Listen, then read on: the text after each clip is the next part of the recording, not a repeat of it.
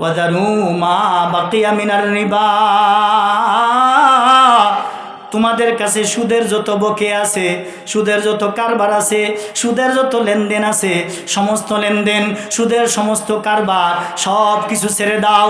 কারণ কি, ইন কুনতুম মুমিনিন, যদি তোমরা নিজেকে ঈমানদার বলে দাবি করো, ঈমানদার আপনি আমি যদি দাবি করে থাকি, আপনি আমি যদি ঈমানদার হই, তাহলে আমার আল্লাহ বলতেছেন, হে ঈমানদারেরা, তোমরা আল্লাহ তাআলাকে ভয় করো। আর তোমাদের ভিতরে সুদের যত লেনদেন আছে, সুদের যত কারবার আছে, সুদের যত বকেয়া আছে, সমস্ত বকেয়া, সুদের সমস্ত কারবার সব কিছু ছেড়ে দাও। কারণ কি, সুদ খায়া যখন ইবাদত করে আল্লাহ তার ইবাদত কবুল করে না।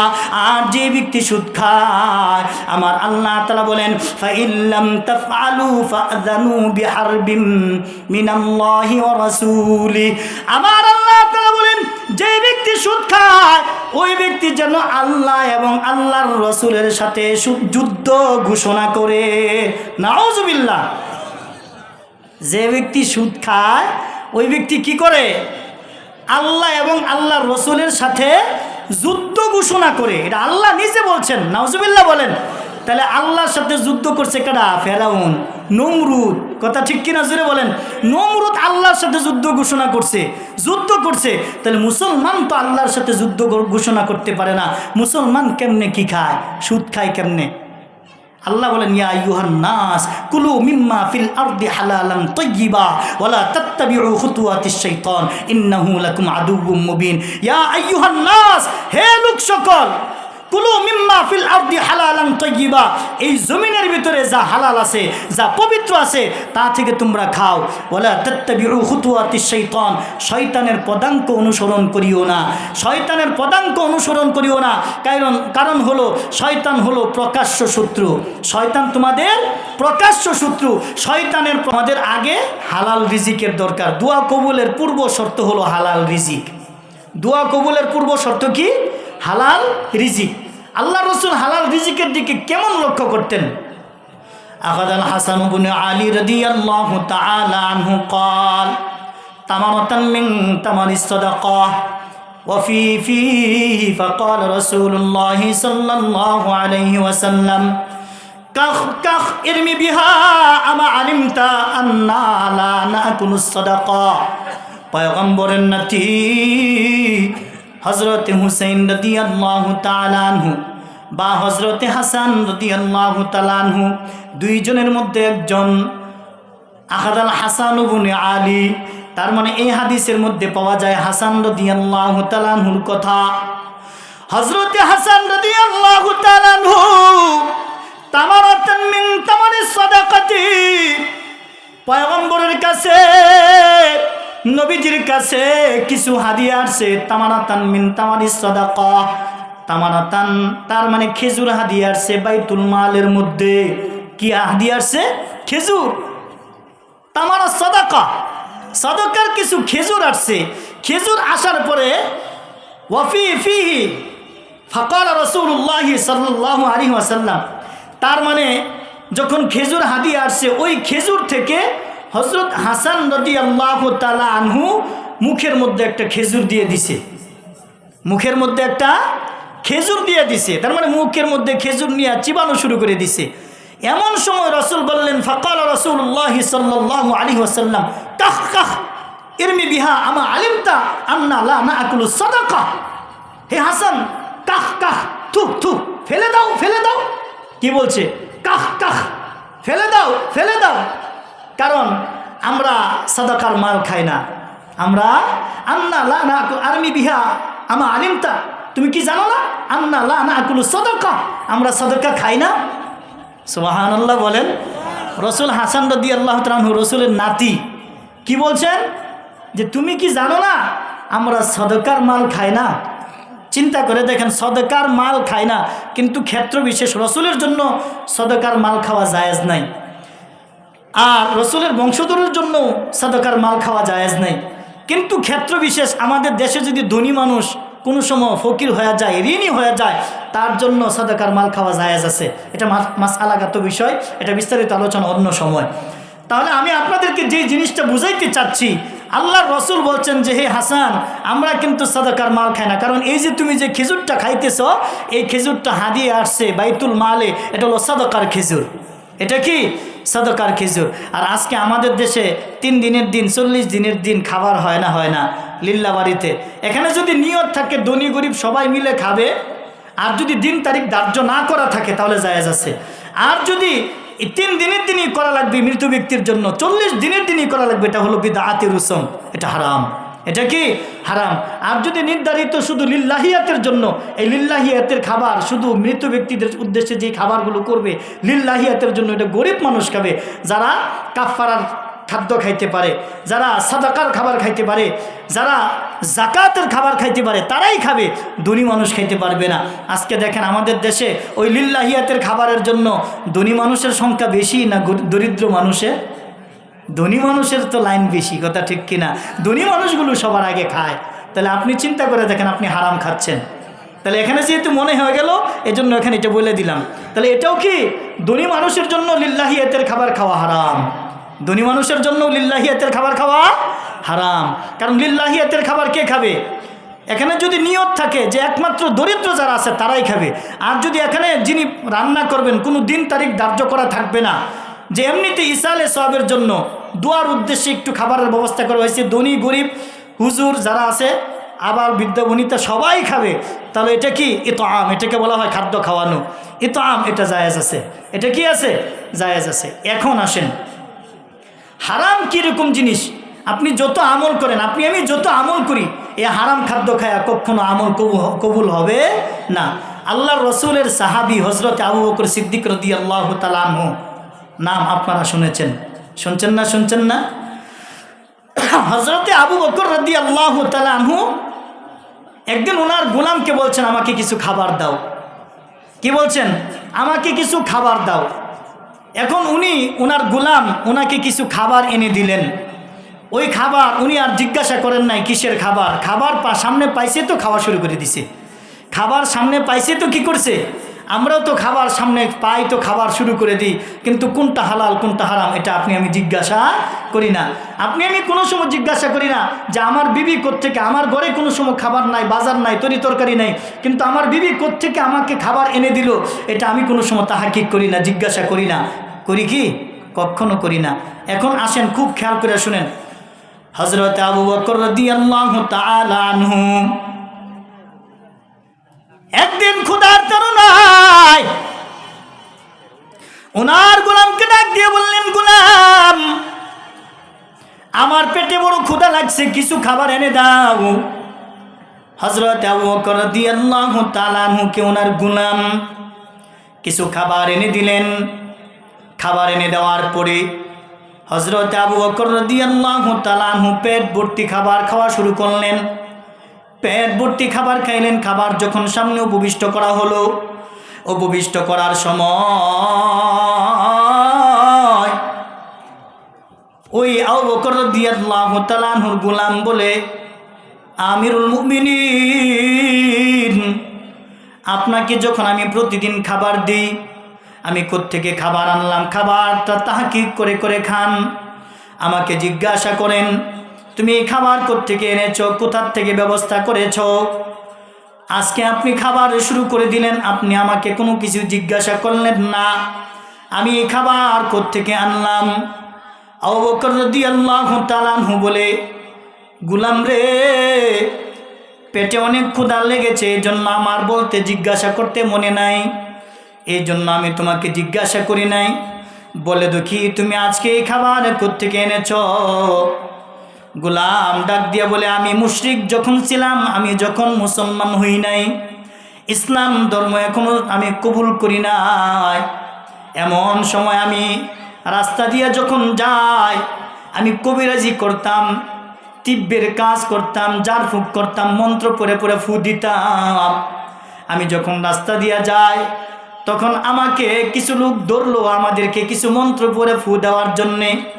তখন আমি তাদেরকে ফু দিলাম মন্ত্র পড়া।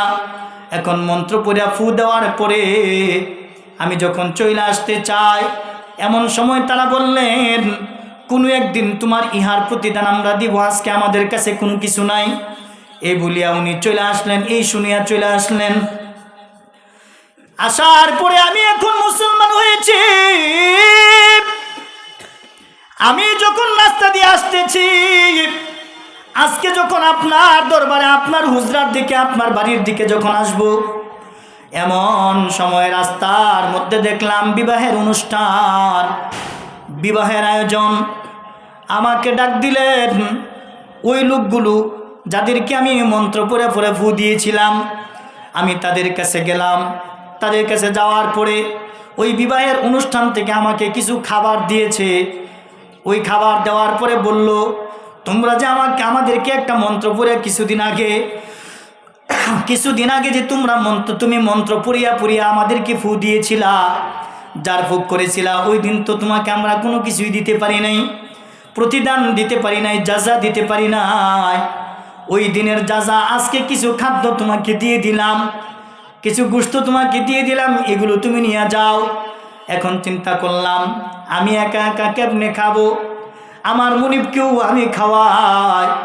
এই জন্য চিন্তা ফিকির করিয়া এই গোশত থেকে কিছু গোশত হুজুর আপনার সামনে আনলাম। আমিরুল মুমিনিন হযরত আবু বকর রাদিয়াল্লাহু তাআলা আনহু বলে, সর্বনাশ করলে রে গোলাম। কারণ কি, তুমি যখন এই মন্ত্র পড়ে ফু দিয়েছিলা, তখন তো তুমি মুসলমান ছিলে না, তুমি তো মুশরিক ছিলে। আল্লাহর কোরআনের মধ্যে বলেন, ইন্নামাল মুশরিকুনা নাজাস। মুশরিক যারা আছে তারা অপবিত্র, তাদের খাদ্য অপবিত্র, তাদের ইনকাম অপবিত্র, তাদের শরীর অপবিত্র, তাদের চিন্তা চেতনা অপবিত্র। এখন তুমি যে ইনকাম করে নিয়ে আসলা, তুমি যে খাদ্য আমাকে দিলা, এই খাদ্য তো তুমি মুসলমান ধর্ম গ্রহণ করার পূর্বের খাদ্য। এরে গোলাম, তুমি কি করলে? তুমি আমাকে সর্বনাশ করলে, তুমি তো আমাকে বরবাদ করে দিলে, তুমি তো আমার কলিজার ভিতরে, আমার পেটের ভিতরে তুমি তো আমাকে হারাম খাদ্য ঢুকায় দিলে। এই চিন্তা ফিকির করে হযরতে আবু বকর রাদিয়াল্লাহু তাআলা আনহু গলার ভিতরে সাথে সাথে আঙ্গুল ঢুকায়া দিছে। আঙ্গুল ঢুকায়া দিয়া বমি করতেছে আর বলতেছে, লা ইয়াদখুলুল জান্নাতা জাসাদুন গুযিয়া বিল হারাম। হারাম বক্ষণকারীর শরীর বেহেশতে যাবে না, হারাম বক্ষণকারীর শরীর জান্নাতে যাবে না। জি হারাম খাদ্য দিয়া শরীর বানায়, লা ইয়াদখুলুল জান্নাতা লাহমুন নাবাতা মিনাস সুহতি। প্রত্যেক গোশতের টুকরা, হারাম গোশতের টুকরা যদি শরীরের ভিতরে থাকে, এই শরীর তো জান্নাতে যাবে না, ওটা হলো জাহান্নামের অংশ, ওটা হলো জাহান্নামে যাবে। তুই তো আমাকে সর্বনাশ করলে। আমার পয়গম্বর বলেছেন, লা ইয়াদখুলুল জান্নাতা জাসাদুন গুযিয়া বিল হারাম। হারাম বক্ষণকারীর শরীরে জাহান্নামে যাবে, জান্নাতে যাবে না, জান্নাতে যাবে না। তুই তো আমাকে ধ্বংস করে ফেলাইছস। এই বলিয়া বললেন, পানি আনো। তখন পানি আনলেন, পেট ভর্তি আবার পানি খাইলেন। পেট ভর্তি কি করলেন? আবার পানি খাইলেন। পানি খাইয়া আবার গলার ভিতরে আঙ্গুল ঢুকাইয়া আবার বমি করা শুরু করলেন। এরকমভাবে আবার পেট ভর্তি পানি খাইলেন, আবার গলার ভিতরে আঙ্গুল ঢুকায়া আবার বমি করা শুরু করলেন। এইভাবে 3 বার বমি করতে করতে চেহারা লাল হয়ে গেছে, চোখগুলো লাল হয়ে গেছে, বোঝা যায় চোখগুলো বের হয়ে যাবে। যেমন পেট থেকে অর্থাৎ আতুরি বের হয়ে আসবে, যেমন পেট থেকে সমস্ত কিছু বের হয়ে আসবে, এরকম উপক্রম অবস্থায়, এই অবস্থায় তখন বলতেছে, হযরত এত কষ্ট করার কি দরকার ছিল? তখন বলতেছে, আমি যদি এই হারাম খাদ্য খাই, এই হারাম খাদ্য খাইলে তো আমার ইবাদত আল্লাহ তাআলা কবুল করবে না। এখন চিন্তা ফিকির করে দেখেন, আজকে আমাদের দেশে সবচেয়ে বড় হারাম কি? একজন মানুষ আরেকজন মানুষের সম্পদ আত্মসাৎ করে না? সম্পদ আত্মসাৎ করে না? জমি জামা আত্মসাৎ করে না? টাকা পয়সা অর্থকড়ি আত্মসাৎ করে না? তাহলে এই টাকা পয়সা অর্থাৎ আত্মসাৎ করা, সম্পদ আত্মসাৎ করা, এগুলো কি জায়েজ আছে না হারাম? আর একটু জোরে বলেন, হালাল না হারাম? এখন আসেন, কিছু মানুষ আছে 1968 বা 66 ওই সময় আরএস রেকর্ড হয়েছে দেশে। আপনাদের এই এলাকায় বিআরএসও হয়েছে 2000 সালের আগে। এই রেকর্ডের সময় কিছু মানুষ আকাম করছে না। আকামটা কি? আরেকজনের সম্পদ নিজের নামে রেকর্ড করে ফেলাইছে, জরিপ করে ফেলাইছে বদরি আমিন দিয়া। আরেকজনের সমস্ত দলিল আদি কাগজপত্র, খাজনা খারিজ সমস্ত কিছু আছে, কিন্তু তারপরেও ওই লোক তার সম্পদ আর হদিস খুঁজে পায় না, গিয়া দেহে আরেকজনের নামে রেকর্ড। এই রেকর্ড করিয়া আপনি যে ওই সম্পদ থেকে চাষাবাদ করিয়া খাদ্য শস্য উৎপন্ন করিয়া খাইতেছেন, গাছ থেকে কাঁঠাল খাইতেছেন, আম গাছ থেকে আম খাইতেছেন, জাম গাছ থেকে জাম খাইতেছেন, কলা গাছ থেকে কলা খাইতেছেন, বিভিন্ন ফল ফ্রুট শস্য দানা যা কিছু আছে সমস্ত কিছু খাইতেছেন। ওইগুলো খায়া যদি আপনি সন্তান জন্ম দেন, তাহলে ওই সন্তান তো হালাল সন্তান হবে। তাহলে আপনি যে ওই সম্পদ থেকে অর্জিত টাকা পয়সা অর্জন করতেছেন, খাইতেছেন, তাহলে ওই সম্পদ থেকে তো আপনার হালাল সম্পদ আসতেছে। আমার আলোচনাটা বুঝতেছেন তো নাকি? তাহলে এই আকাম কিছু মানুষ করছে না?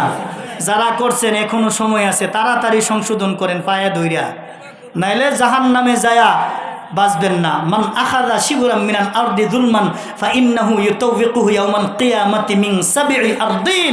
আল্লাহর রাসূল হাদিসের মধ্যে বলেন, যে মানুষ জুলুম করে, অত্যাচার করে, নির্যাতন করে অন্য মানুষের সম্পদ দখল করেছে, যেই মানুষ এই দুনিয়াতে এক বিগত সম্পদ আত্মসাৎ করেছে, ময়দানে মাহশরে আল্লাহ তাআলা তার গলার মধ্যে 7 তবক জমিন ঝুলাইয়া দিবে। আল্লাহ বলবেন, দুনিয়াতে তোর হইছিল না, আজকে এই যে নে। নাউজুবিল্লাহ বলেন। কিছু মানুষ আছে আইল কাটে, লাইল কাটে, বাতর কাটে, কাটটা নিজের ক্ষেতটা বড় বানায়, আছে না নাই? কিছু মানুষ আছে আরও ফাইজদামি করে, রেন্ডি গাছ লাগাইয়া এমন জায়গার মধ্যে লাগায়, অর্থাৎ নিজের ক্ষেতের মধ্যে মাত্র আধার জায়গা আছে সীমার মধ্যে, ওইখানে যায় রেন্ডি গাছ লাগাইয়া আরেক বেটার 3 কাঠা বা 1 বিঘা সম্পত্তি নষ্ট করে। এই ধরনের ফাজিল লোক আছে না নাই? এই আকামগুলি কেডা করে? আমি মুসলমানই তো করি। কথা ঠিক কিনা জুড়ে বলেন? এটাই তো হালাল খাবারের বিষয়, এটাই তো ইসলাম শিখাইছে। এটাই ইসলাম শিখাইছে। ইসলাম কি বলে আর আমি কি করতেছি? নাউজুবিল্লাহ বলেন। আরও কিছু মানুষ আছে, যেই মানুষগুলো বাবাই সম্পদ বেচছে, দলিল করে দিয়ে গেছে, দলিলের মধ্যে দাগ খতিয়ান ভুল হতেই পারে স্বাভাবিক, গদে ভুল হতেই পারে স্বাভাবিক, আছে না না এই অবস্থা?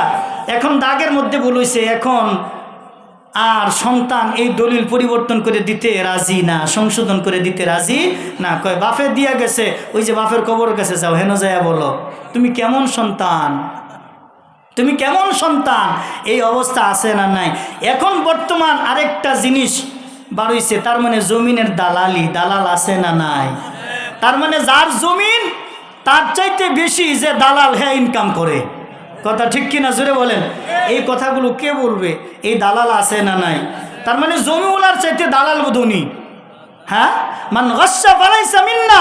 আল্লাহ রাসূল হাদিসের মধ্যে বলেন, যে প্রতারণা করে সে রাসূলের উম্মত না।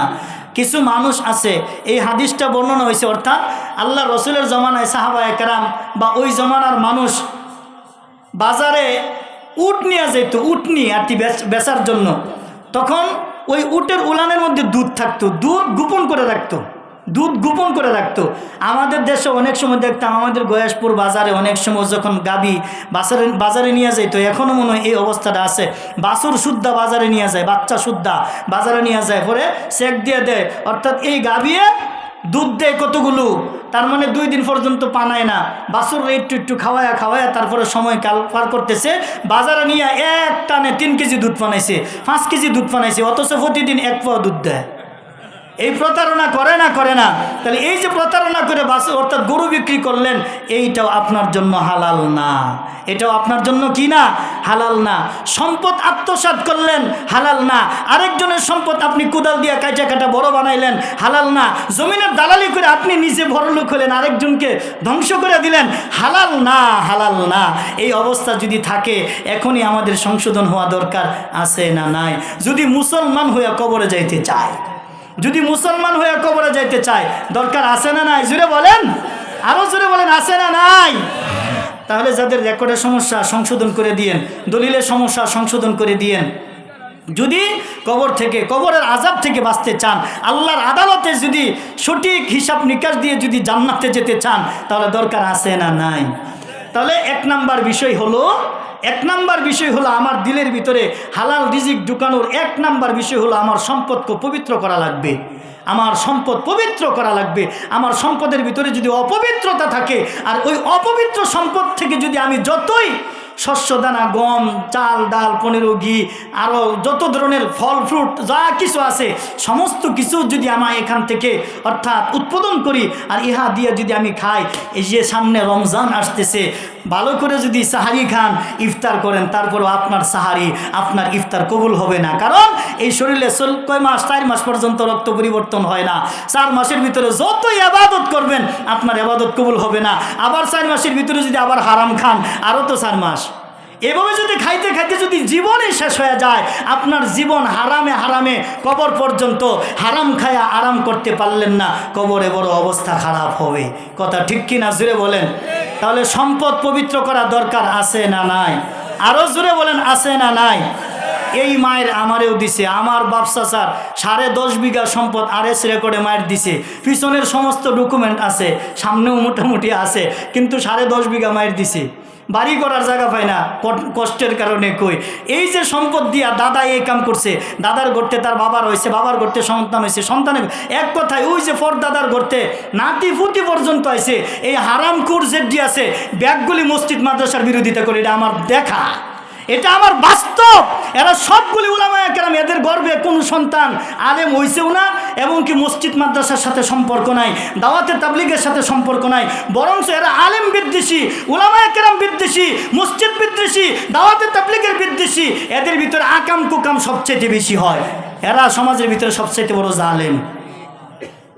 এজন্য দুঃখে কই কথাগুলো, কারণ ওয়াজ করি, যদি ওয়াজগুলো বিভিন্ন লাইলি মজনুর কিস্সা কাহিনী সাম্পারানির ঘটনা করে যদি শেষ করে দিই, তাহলে শিক্ষণীয় তো আর কিছু হইল না। একবেড়া ওয়াজ শুনতে, অর্থাৎ একবেড়া কিছু গল্প কইছি আর কি। সারা রাত গল্প শোনার পরে এক লোক জিগায়, কি গো, অর্থাৎ সারা রাত চম্পারানির গল্প কইছি আর কি, কিস্সা কইছে।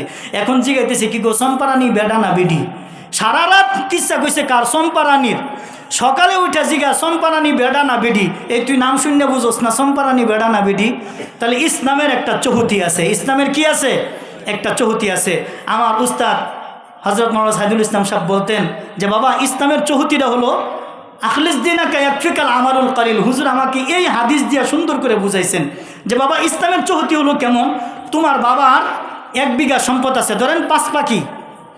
5 পাখি 1 বিঘা বলা হয় আমাদের দিকে, অর্থাৎ 35%।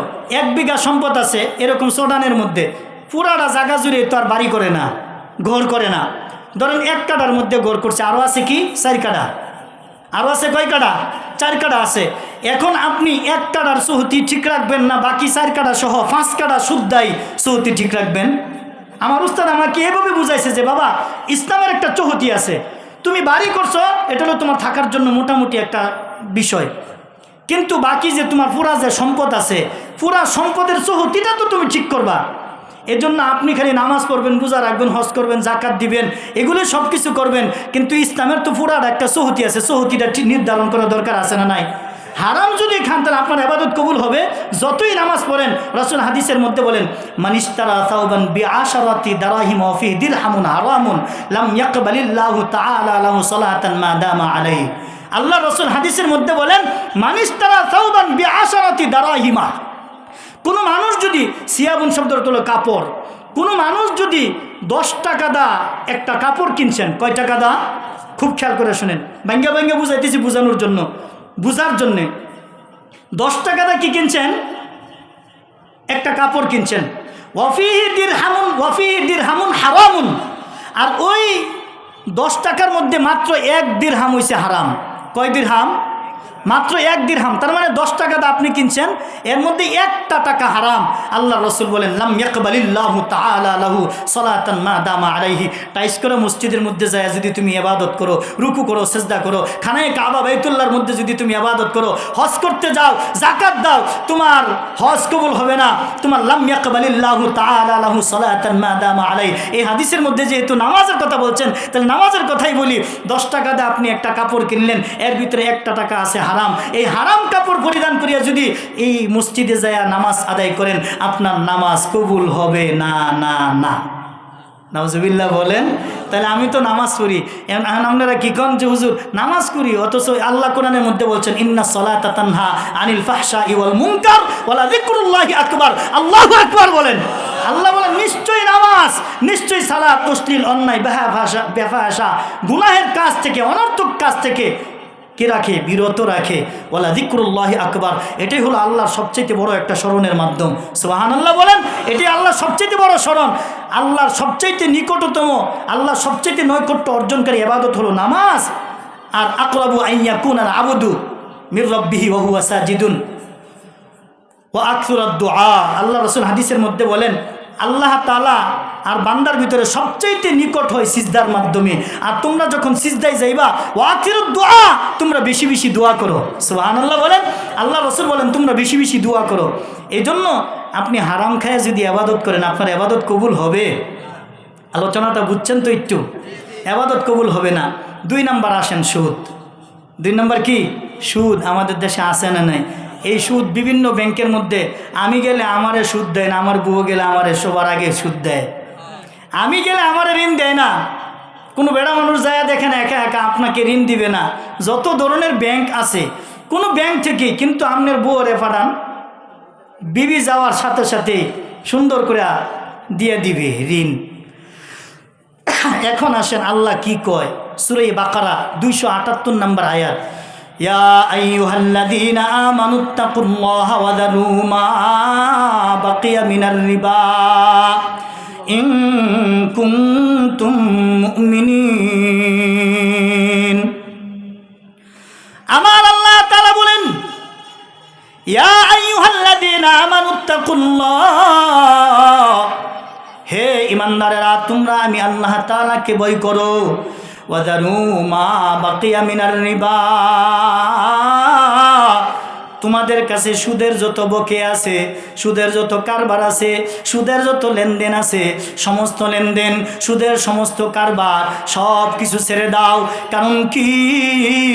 ইন কুনতুম মুমিনিন, যদি তোমরা নিজেকে ঈমানদার বলে দাবি করো, ঈমানদার আপনি আমি যদি দাবি করে থাকি, আপনি আমি যদি ঈমানদার হই, তাহলে আমার আল্লাহ বলতেছেন হে ঈমানদারেরা তোমরা আল্লাহ তাআলাকে ভয় করো। আর তোমাদের ভিতরে সুদের যত লেনদেন আছে, সুদের যত কারবার আছে, সুদের যত বকেয়া আছে, সমস্ত বকেয়া সুদের সমস্ত কারবার সব কিছু ছেড়ে দাও। কারণ কি? সুদ খায়া যখন ইবাদত করে আল্লাহ তার ইবাদত কবুল করে না। আর যে ব্যক্তি সুদ খায় আমার আল্লাহ তাআলা বলেন ফাইল্লাম তাফআলু ফাযানু বিহারবিম মিনাল্লাহি ওয়া রাসূলি। আমার আল্লাহ তাআলা বলেন যে ব্যক্তি সুদ খায় ওই ব্যক্তি যেন আল্লাহ এবং আল্লাহর রাসূলের সাথে যুদ্ধ ঘোষণা করে। নাউজুবিল্লাহ। যে ব্যক্তি সুদ খায় ওই ব্যক্তি কি করে? আল্লাহ এবং আল্লাহর রাসূলের সাথে যুদ্ধ ঘোষণা করে। এটা আল্লাহ নিজে বলছেন। নাউজুবিল্লাহ বলেন। তাহলে আল্লাহর সাথে যুদ্ধ করছে কারা? ফেরাউন, নমরুদ। কথা ঠিক কিনা জোরে বলেন। নমরুদ আল্লাহর সাথে যুদ্ধ ঘোষণা করছে, যুদ্ধ করছে। তাহলে মুসলমান তো আল্লাহর সাথে যুদ্ধ ঘোষণা করতে পারে না। মুসলমান কেমনে কি খায়? সুদ খায় কেমনে? আল্লাহ বলেন ইয়া আইয়ুহান নাস কুলু মিম্মা ফিল আরদি হালালান তাইয়্যিবা ওয়ালা তাত্তাবিউ খুতুওয়াতিশ শাইতান ইন্নাহু লাকুম আদুউম মুবিন। ইয়া আইয়ুহান নাস, হে লোক সকল, কুলু মিম্মা ফিল আরদি হালালান তাইয়্যিবা, এই জমিনের ভিতরে যা হালাল আছে, যা পবিত্র আছে তা থেকে তোমরা খাও। ওয়ালা তাত্তাবিউ খুতুওয়াতিশ শাইতান, শয়তানের পদাঙ্ক অনুসরণ করিও না, শয়তানের পদাঙ্ক অনুসরণ করিও না। কারণ হলো শয়তান হলো প্রকাশ্য শত্রু। শয়তান তোমাদের প্রকাশ্য শত্রু। শয়তানের পদাঙ্ক কি? এখন ব্যবসার নামে, কি নামে? ব্যবসার নামে সুদ, সুদের প্রচলন সমাজের ভিতরে ঢুকায়া এটারে হালাল করার জন্য বিভিন্ন ফতোয়া, বিভিন্নভাবে তারা বিভিন্ন সিস্টেম চালু করতে চায়। কথা ঠিক কিনা জোরে বলেন। এখন এই যে সুদের কারবার, সুদের লেনদেন, এগুলো হলো শয়তানের পদাঙ্ক অনুসরণ করা। এটা হলো শয়তানের কাজ। জোরে বলেন। এটা কার কাজ? আল্লাহ বলতেছেন হে মানুষ কুলু মিম্মা ফিল আরদ হালালান তাইয়্যিবা, এই জমিনের মধ্যে হালাল যা আছে তা থেকে তোমরা ভক্ষণ করো, তা থেকে খাও। পবিত্র জিনিস তোমরা আহার করো, ভক্ষণ করো, খাও। আর কি করো না, ওয়ালা তাত্তাবিউ খুতুওয়াতিশ শাইতান, হে মানুষ তোমরা শয়তানের পদাঙ্ক অনুসরণ করিও না। ইয়া আইয়ুহাল্লাযীনা আমানু দুখুলু, হে ঈমানদারেরা তোমরা কি করো, আমানু দুখুলু ফিস সিলমি কাফা, ইসলামের ভিতরে পুরোপুরি ঢুকো। আপনি মুসলমান বলে দাবি করার পরে আপনি সুদ খাইতে পারেন না, আপনি মুসলমান দাবি করার পরে আপনি ঘুষ খাইতে পারেন না, আপনি মুসলমান দাবি করার পরে আপনি চিটারি করতে পারেন না, আপনি মুসলমান দাবি করার পরে আপনি দালালি করতে পারেন না, আপনি মুসলমান দাবি করার পরে আপনি বেরোজগার হতে পারেন না, আপনি মুসলমান দাবি করার পরে আপনি বেনামাজি হতে পারেন না, আপনি মুসলমান দাবি করার পরে আপনি কখনো হারাম দিকে চলতে পারেন না। এখন আরেকটা কথার দিকে আসেন, হাদিসের দিকে তারপরে যাব। আজকে আমাদের দেশে মা বোন আছে না নাই? উদাহরণ দিলে সহজে আপনারা কথাগুলো বুঝেন, এই জন্য উদাহরণ দিচ্ছি। আজকে আমাদের মা বোনগুলো কোনো সময় তাহাক্কিক করে না আমার স্বামী কোত্থেকে ইনকাম করে আনছেন, চুরি করে আনছে না ডাকাতি করে আনছে, ছিনতাই করে আনছে না সুদের মাধ্যমে আসছে না ব্যবসার মাধ্যমে আসছে, এগুলো কোনো সময় চিন্তা ফিকির করে না। করে কি? কিন্তু আজকে আমার বোনের তকদিরে যদি একটা অবাধ্য স্বামী যদি তার তকদিরে জুটে, তার কপালে জুটে, তার মানে স্বামীটা সবসময় নেশা করে, কি করে? নেশা করে, মাদকাসক্ত জড়িত। নেশা করে আসার পরে তো তার ব্রেনের মস্তিষ্কের ভারসাম্য তো আর ভালো থাকে না।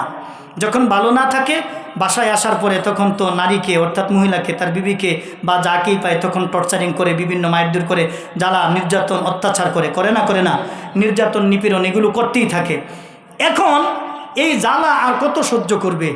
তখন স্বামীকে বিভিন্ন ধরনের কথা বলে, হাতে পায়ে ধরে, তারপরে কথা শুনে না। যখন স্বামী কথা না শুনে তখন এই স্বামীর বাড়ি থেকে বাপের বাড়ি যায় আটক থাকে না। তার মানে আমি তোমার বাড়িতে যাবো না। যখন আবার হাতে পায়ে ধরে স্বামী নিয়ে আসে যে আর আমি মদ খাবো না, মাদকাসক্ত জড়িত হবো না, তুমি আসো, এরকম বুঝানোর পরে তখন আবার চলে আসে। আবার যখন আগের মতো স্বামী এরকমই করতে থাকে তখন আবার ওই স্বামী আগের মতো যখন জ্বালা নির্যাতন করতে থাকে, আবার আগের মতো এরকম এই মাদকাসক্ত জড়িত থাকতেই থাকে, তখন বিবি আবার স্বামীর বাড়ি থেকে বাপের বাড়ি চলে যায়। তখন বাপকে বলে, বাপ মাকে বলে, মা যে আমি আর এর ঘর সংসার করব না, কারণ এ আমার যারা নির্যাতন অত্যাচার করে মারধর করে, আমি এর ঘরে খাবো না, কারণ সে অবাধ্য, কারণ সে আমাকে অনেক নির্যাতন করে, সে বিভিন্ন জায়গার থেকে নেশা করে আমাকে রাত্রেবেলা এসে নির্যাতন করে, তোমরা তো দেখো না, এ ডাকাত, এ আমার উপর জুলুম করে, এ আমার উপর নির্যাতন করে, এরকম কয় না। তারপরে বাবা কি করে বিচার জমায়। আপনাদের এলাকায় মনে এরকম বিচার হইতে পারে, এলাকার মধ্যে বিচার হয়, মেম্বার চেয়ারম্যান বিচার করে, শেষ পর্যন্ত তাও যদি না হয়, শেষ পর্যন্ত বিভিন্ন অর্থাৎ উপজেলায়, জেলায়, কোর্ট কাছারিতে এরকম বিচার হয় না, মামলা মোকদ্দমা হয় না। শেষ পর্যন্ত এই মাদকাসক্ত জড়িত হওয়ার কারণে ওই স্বামী স্ত্রী দুইজনের মধ্যে বিচ্ছেদ পর্যন্ত হয়ে যায়, সারাসারি হয়ে যায় না। কিসের কারণে? কারণ একটা, আমার স্বামী কি করে? মাদকাসক্ত জড়িত, আমাকে টর্চারিং করে। এ বোন তুমি তো একটু চিন্তা ফিকির করলা না, এ মা তুমি একটা বার চিন্তা ফিকির করলা না, তোমার স্বামী যে তোমাকে অবৈধ ইনকাম দিয়ে তোমাকে খাওয়াচ্ছে, হারাম খাদ্য দিয়া তোমাকে খাওয়ায়, তুমি তো আরো চিন্তা ফিকির করো, বাইনা করো। এই বছর ঈদের মধ্যে তুমি আমাকে 10,000 টাকা দিয়েছো, আগামী বছর 20,000 টাকা দেওয়া লাগবে। এখন তো তোমার স্বামী চিন্তা ফিকির করে আমার বিবির মুখের মধ্যে কেমনে হাসি ফুটানো যায়, সন্তানের মুখে কেমনে হাসি ফুটানো যায়। এখন তো সে চুরি চামারি বাটপারি সেটারি করবেই, সে তো সুদ খাবেই, ঘুষ খাবেই, খাবে না। কিন্তু এ বোন আপনি তো একটাবার চিন্তা ফিকির করলেন না।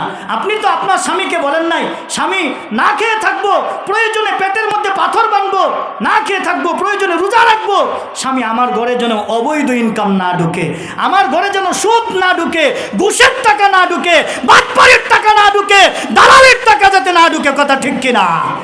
আজকে যদি আমাদের মা বোনগুলো যদি ভালো হয়ে যেত, তাহলে আমাদের ঘরের ইনকাম ভালো হয়ে যেত। কথা ঠিক কিনা? আমাদের মা বোন যদি ভালো হয়ে যায়, আমাদের ঘর ভালো হয়ে যাবে। কথা ঠিক কিনা? এজন্য আল্লাহ কি কোরআনের মধ্যে অর্থনীতির কথা বলে নাই? অর্থনীতির কথা কি কোরআনে বলে নাই? মানুষের নীতি হলো 6টা। কয়টা? মানুষের নীতি কয়টা? মানুষ কোরআনের মধ্যে বলে ইন্নাল্লাযীনা ক্বালু রাব্বুনাল্লাহু সুম্মা ইসতাকামু তাতানাজ্জালু আলাইহিমুল মালায়েকা, এই কথা কোরআনে আছে না নাই? নিশ্চয়ই যারা বলে আমার রব আল্লাহ, নিশ্চয়ই যারা বলে আপনি আমি যদি মুসলমান হয়ে থাকি, মুসলমান বলে যদি আপনি আমি দাবি করে থাকি, মুসলমানের কিঞ্চিত পরিমাণ যদি দাবি থেকে থাকে, মুসলমানের চিন্তা চেতনা যদি দিলের ভিতরে লালন করে থাকি, তাহলে এই আয়াতের উপরে যদি আপনি আমি স্বীকৃতি দিয়ে থাকি, এই আয়াতকে যদি আপনি আমি বাস্তবায়ন করতে চাই, আর আমি যদি আল্লাহকে আমার রবকে রব বলে আল্লাহকে আল্লাহ বলে স্বীকার করে থাকি, ইন্নাল্লাযীনা ক্বালু রাব্বুনাল্লাহ সুম্মা ইসতাকামু তাতানাজ্জালু, এই আয়াতকে যদি আপনি আমি বাস্তবায়ন যদি করতে চাই, এক নাম্বার ব্যক্তি জীবন, এক নাম্বার ব্যক্তি জীবনে রবকে রব বলে স্বীকার করা লাগবে। এক নাম্বার মানুষের জীবন হলো 6টা, কয়টা? এক নাম্বার হলো ব্যক্তি জীবন। তাহলে ব্যক্তি জীবনে আমার সর্বপ্রথম কু আনফুসাকুম ওয়া আহলিকুম নারা, আল্লাহ বলেন হে ঈমানদারেরা আগে নিজে দুজকের আগুন থেকে বাঁচো, তারপর তোমার আহাল পরিবার পরিজন, তোমার আত্মীয় স্বজন, তোমার জ্ঞাতি গোষ্ঠী যারা আছে তাদেরকেও দুজকের আগুন থেকে বাঁচাও। তাহলে আমি যদি রবকে রব বলে স্বীকার করে থাকি, এক নাম্বার আমাকে ব্যক্তি জীবন আমার ব্যক্তি জীবনকে দুজকের আগুন থেকে বাঁচাইতে হবে। যদি ব্যক্তি জীবন দুজকের আগুন থেকে বাঁচাইতে চায়, এক নাম্বার আমার হারাম থেকে বিরত থাকা লাগবে। এক নাম্বার আমার হারাম থেকে বিরত থাকা লাগবে। তাহলে মানুষের জীবন হলো 6টা। এক নাম্বার হলো ব্যক্তি জীবন, 2 নাম্বার হলো পারিবারিক জীবন, 3 নাম্বার হলো সামাজিক জীবন, 4 নাম্বার হলো রাষ্ট্রীয় জীবন, 5 নাম্বার হলো অর্থনৈতিক জীবন, 6 নাম্বার হলো আন্তর্জাতিক জীবন। এই প্রত্যেকটা জীবনে প্রত্যেকটা সেক্টরেই আল্লাহকে আল্লাহ বলে স্বীকার করা লাগবে। যদি আল্লাহকে আল্লাহ বলে স্বীকার না করে, রবকে রব বলে স্বীকার না করে, তাহলে ওই ব্যক্তি প্রকৃত ঈমানদার না, মুসলমান না। কথা ঠিক কিনা? তার ঈমানের ভিতরে, তার মুসলমানের ভিতরে বেজাল আছে। কথা ঠিক কিনা? এজন্য কোরআনের বাণী, কোরআনের কথা আপনার আমার কাছে যাওয়ার পরে আপনি আমি কখনো হারাম খাইতে পারি না। তাহলে আল্লাহ বলছেন হে ঈমানদারেরা তোমরা এক নাম্বার কি করো, আমি আল্লাহ তাআলাকে ভয় করো, ওয়াদারু মা বাকিয়া মিনার রিবা, এবং সুদের যত বকি আছে তা থেকে কি করো, পরহেজ করো। ইন কুনতুম মুমিনিন, যদি ঈমানদার বলে দাবি করো। রাসূল হাদিসের মধ্যে বলেন আকিলার রিবা ওয়া মুকিলাহু ওয়া কাতিবাহু ওয়া শাহিদাইহি। এখানে আল্লাহ রাসূল 4টা কথা বলেছেন। ইবনে মাসউদ রাদিয়াল্লাহু তাআলা থেকে হাদিসটা বুখারী এবং মুসলিমের মধ্যে আছে। রাসূল বলেন আকিলা, লানত দিয়েছেন, লানা আকিলার রিবা, যে ব্যক্তি সুদ খায়, আল্লাহ লানত দিয়েছেন যে ব্যক্তি সুদ খায়। 2 নাম্বার হলো ওয়ামুকিলাহু, যে ব্যক্তি সুদ দেয়। একটা হলো সুদ খাওয়েন না, আরেকজন হলো সুদ নেউন না। আছে না নাই? সুদ খায় এবং সুদ দেওয়া এবং নেওয়া, 2 জন আছে না নাই? আপনারা আমার কথা বুঝতেছেন? বিরক্ত হইতেছেন? শেষ করে দিব 5 মিনিটের মধ্যেই, যেহেতু পরবর্তী বক্তা চলে আসছেন। বিষয়ই দিছে আমার এটা। এখন এই বিষয়ে যদি আমি আলোচনা না করি তাহলে আমার হক আদায় হবে না, আপনাদেরও হক আদায় হবে না। তাহলে 1 নাম্বার হলো যে সুদ খায় এবং সুদ দেয়। সুদ দেওয়েন না এবং খাওয়েন না 2 জন। আরেকজন হলো সুদের সাক্ষী হয়, অশাহিদাইহি, সুদের সাক্ষী আছে না নাই? দলিলের মধ্যে সাক্ষী হয়, খাতার মধ্যে সাক্ষী হয়, ব্যাংক ব্যালেন্সের সাক্ষী হয়, হয় না? হয় না? কিছু এমপি মন্ত্রীও সাক্ষী হয়, মেম্বার সাক্ষী হয়, এলাকার মাথা মুরব্বী আছে সাক্ষী হয়, বিচারকরা সাক্ষী হয়। তোমরা শুনে রাখো, তোমরা সমান তালের গুনাহগার। নাউজুবিল্লাহ বলেন। গুনাহ কি সামনে আসতেছে। 1 নাম্বার হলো যে সুদ খায় এবং যে সুদ দেয়, 2 জন সমান তালের। 3 নাম্বার হলো ওয়াশাহিদাইহি, যে সুদের সাক্ষী হয়। 3 নাম্বার হলো 4 নাম্বার হলো ওয়াকাতিবাহু, সুদের যে লেখক, সুদের ব্যাংকে যারা কাজ কারবার করে আর কি, ওই যে অফিসার আছে না, অফিসার যারা আর কি, বুঝেন নাই? সুদের ব্যাংকে যারা লেখালেখি করে, ওয়াকালাহুম সাওয়াউন, আল্লাহ রাসূল 4 জনকে লানত করেছেন। আর এই লানতই শুধু লানত না, দিরহামু রিবান ইয়াকুলুর রাজুলু ওয়া হুয়া ইয়ালামু আশাদ্দু মিন 36 জানিয়া। আল্লাহ রাসূল হাদিসের মধ্যে বলেন কোনো ব্যক্তি যদি 1টা টাকা সুদের খায়, 1 দিরহাম সুদের ভক্ষণ করে, সে যেন 70, অর্থাৎ সে যেন 36 বার জিনা করে। নাউজুবিল্লাহ বলেন। কয়বার? 36 বার। জিনার চাইতেও আরো মারাত্মক। 36 বার জিনা করলে যে গুনাহ, জিনা তো বুঝেনি, নারী দর্শন আর কি। তাহলে 36 বার জিনা করলে যে গুনাহ, তার চাইতেও আরো মারাত্মক। আর রিবা 73 বাবান আইসারুহা আন ইয়ানকিহা আর-রাজুলু ওয়া উম্মুহু ওয়া আন্না ইউবি আর-রিবা আরদুর রাজুলুল মুসলিম। ইন্না লিল্লাহ, আস্তাগফিরুল্লাহ বলেন, নাউজুবিল্লাহ বলেন। আল্লাহর রাসূল বলেন সুদের ৭৩টা দরজা আছে, আর এর মধ্যে সবচাইতে নিম্নতম দরজা হলো, সবচাইতে নিকৃষ্টতম দরজা অর্থাৎ সবচাইতে নিচেরতম দরজা হলো যে ব্যক্তি সুদের ১ দিরহাম খেলো, সুদের ১টা টাকা খেলো, সে যেন জন্মদাত্রী মায়কে বিয়ে করলো। আইয়ান কিহার রাজুলু উম্মুহু, নাউজুবিল্লাহ বলেন। আপনি কি আপনার মাকে বিয়ে করতে পারবেন? এখন যদি কুকুর জবাই করে আপনাদের সামনে গোশত দেওয়া হয়, মাংসগুলো দেওয়া হয়, আপনি খাবেন না, শুকুরের গোশত খাবেন না, অথচ প্রতিনিয়ত হারাম খাচ্ছেন, কথা ঠিক কিনা জুড়ে বলেন। মায়ের সাথে জিনা করতেছেন, মাইকে বিয়ে করতেছেন, এরকম জিনাকুর মাইকে দর্শন করেন না লোক দুনিয়ার মধ্যে কম না বেশি? এরকম হারামখোর আছে না নাই? আবার বড় বড় দাড়ি রাখছেন, আবার বড় বড় টুপি মাথায় দিছেন, বড় বড় পাঞ্জাবি পরছেন। আমিও তো সুদের মধ্যে জড়িত, সরকার বিভিন্নভাবে সুদ আমাদেরকে খাওয়াইতেছে, কথা ঠিক কিনা? বড় বড় বক্তৃতা দিয়ে লাভ কি? এই যে বাল্ব অর্থাৎ আগুনগুলো জ্বলতেছে, লাইটগুলো জ্বলতেছে, এগুলো ব্যাডবুট নিতেছে, সুদের কারবার, সুদের কারবার, সুদের কারবার। আরও অনেক আছে, ট্যাক্স টুক্স বিভিন্ন জায়গায় বিভিন্নভাবে সুদ নেয়। মোবাইলে যে কথা বলতেছেন সুদের কারবার, মোবাইলে যে কথাগুলো হচ্ছে সুদের কারবার হচ্ছে। এরকম ব্যঙ্গে ব্যঙ্গে কথা বলার আরও সময়ের দরকার ছিল। বিষয় দিছে হালাল হারাম, এক হারামের মধ্যেই রইলাম, তাহলে হালালের আলোচনা কোন সময় করব? তো যাই হোক, মাত্র তো সুদের দিকে আসলাম, এ পর্যন্তই রাখি। সর্বশেষ কোরআনের একটা আয়াত কইয়া শেষ করে দিই। আল্লাহর রসুলকে আল্লাহ তাআলা বিধান জারি করছেন, ইয়া আইয়ুহার রাসূলু কুলু মিনাত তাইয়্যিবাতি ওয়া আমালু সালিহা। হে আল্লাহর রসুল, আপনি পবিত্র বস্তু থেকে আহার করেন এবং নেক কাজ করেন। তাহলে ইয়া আইয়ুহার রাসূল বলে কাকে আখ্যায়িত করছেন? জুড়ে বলেন, আরো জুড়ে বলেন। আপনার আমার নবী জনাবি মুহাম্মদুর রাসূলুল্লাহ সাল্লাল্লাহু আলাইহি ওয়াসাল্লামকে আখ্যায়িত করেছেন। তাহলে আল্লাহ রসুলকে বলছেন, তাহলে রসুলকে যেহেতু বলছেন, আমরা সেই রসুলের উম্মত, আমরা সেই রসুলের উম্মত। তাহলে আমরা আল্লাহ রসুলকে বিধান জারি করছেন, আর ওই বিধান আমাদের উপরে জারি। তাহলে আল্লাহ রসুলকে বলছেন, আর আল্লাহ তাআলা কোরআনের মধ্যে বলছেন, ইয়া আইয়ুহাল্লাযীনা আমানু কুলু মিন তাইয়্যিবাতি মা রাযাকনাকুম ওয়াশকুরু লিল্লাহ। হে ঈমানদারেরা, তোমাদের ভিতরে যা পবিত্র আছে পৃথিবীর জমিনে, ওই পবিত্র রিজিক থেকে তোমরা খাও, ওয়াশকুরু লিল্লাহ, এবং আমি আল্লাহ তাআলার নিয়ামতের শুকরিয়া আদায় করো। সুবহানাল্লাহ বলেন। কত যে নিয়ামত আল্লাহ তাআলা আপনাকে আমাকে দিয়েছেন, চোখ জুড়ানো নিয়ামত, সেথায় আছে তার। আল্লাহ সারা হিসাব নিকাশ কেউ জানে না আর, আল্লাহ সারা হিসাব নিকাশ কেউ জানে না আর। তাহলে সমস্ত নিয়ামত আল্লাহ তাআলা আপনার আমার জন্য দিছেন। আপনার আমার এই জীবন যৌবন সমস্ত কিছু, এই দেহ, এটা আল্লাহর নিয়ামত। এই দুনিয়ার মধ্যে যা কিছু আল্লাহ তাআলা দিছেন, এগুলো নিয়ামত। সন্তান সন্ততি সম্পদ বিবি বাচ্চা সমস্ত কিছু নিয়ামত। এগুলো নিয়ামত ভোগ করার পরে আল্লাহ তাআলার শুকরিয়া আদায় করা দরকার আছে না?